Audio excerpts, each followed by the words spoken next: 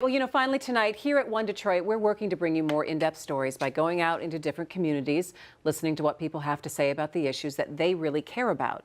This next story came from a community meeting that we had in the Islandview neighborhood in Detroit, along with our partners at CDAD, which stands for Community Development Advocates of Detroit. Several people talked to us about the concept of neighboring and how connecting with the people that they live around makes them feel safer, makes them feel more invested in what's happening on their street and where they live. So where is that neighboring happening, especially in a changing and growing neighborhood like Islandview? Well, we found it at a new coffee shop and laundromat that also acts like a free community gathering space. It's called The Commons. Take a look.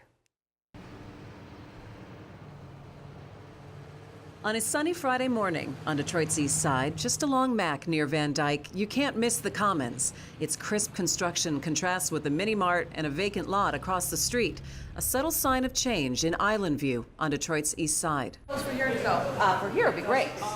Step inside, you find the bright, steady hum of a neighborhood coffee shop. Behind the counter, Dawn Coffee, yes, she's aptly named, is brewing up her already semi-famous caramel lattes to the neighborhood recycling guys on break, DeQuan Ferguson and Jonathan Maxwell. It ain't Maxwell House, it's a caramel latte. Can't mess that up. Caramel latte. Caramel latte. And they make the best lattes the over best here on the east side. Yes, on the east side of Mac. They are the truth. Starbucks, watch out. There's a mix of studying students that all new coffee shops with free Wi-Fi and a comfortable vibe attract. That's Milana King with her new baby Violet. She lives just around the corner at Mack and Seneca. Been there for 3 years. Just every time I come here, I see people I know and all sorts of different people. Beyond the counter, you realize the Commons isn't just a coffee shop. There are rows of pristine washers and dryers, ready for Marcus Holmes, who stays down the street and came for the first time on this sunny morning with a bag of laundry. This is nice. Can't get no better than this. So where did you have to go before to get your laundry done? Well, I was doing it at the house, but my wash machine is messed up, so I take it on my alley. Or my girlfriend's house. So you'd have to kind of travel around with it a little bit. All the time. The Commons is a new neighborhood spot created by Mack Development, a nonprofit formed just 8 years ago by the Mack Avenue Community Church to improve life in the 48214 zip code. It's a unique start at creating a space, meeting need, and linking a changing community. We're running a big experiment. If we're honest, and we're taking a risk on behalf of our people and saying, hey, one of the things, we think people really want to come together. They just don't have enough opportunities to do so where everyone can feel welcome. Ezekiel Harris, or Zeke, is Mack's executive director. He explained how Mack members went door to door in the Islandview neighborhood to ask people what they'd like to see in this space. Asking people actually, what do you want here? Instead of kind of coming and doing that top-down approach where we tell people what they need. We're like, no.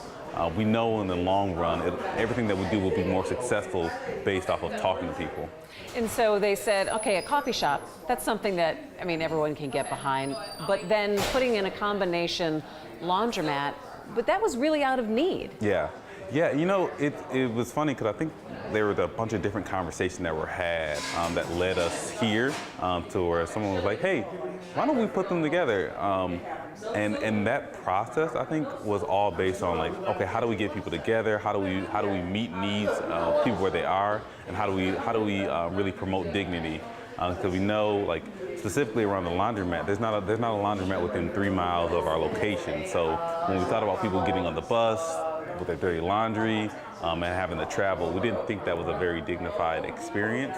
And so we wanted to bring that into the neighborhood to provide that at a high quality location too. The building, originally bought with $500, ended up with a $1.5 million renovation thanks to fundraising and donations. Community church family and development for coming to this community. The grand opening in May, a community celebration and block party that not even the rain could dampen.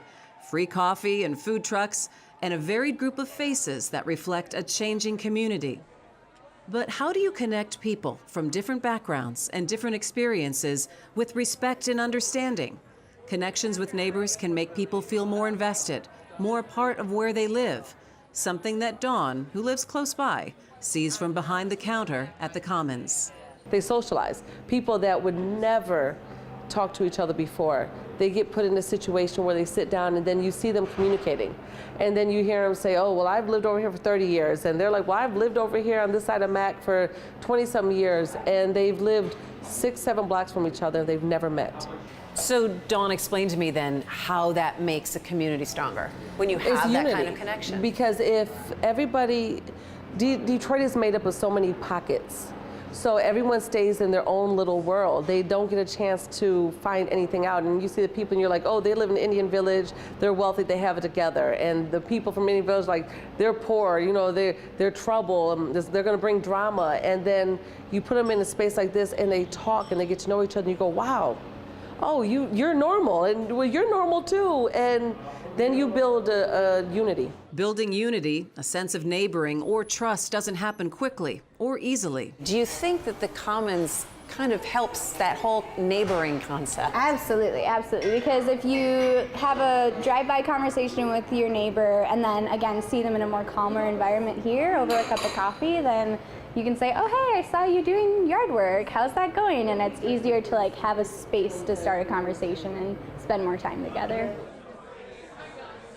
Mac Development is also waiting for the Commons to be a signal for more small businesses to take a chance on Mac Ave.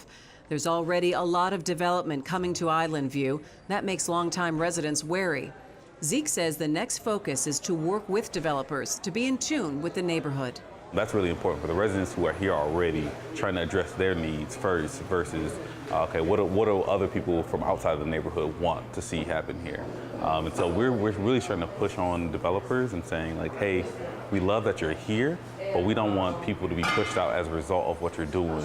Therefore, start having those conversations very early around like, what is my positive impact and what is the negative impact of my development?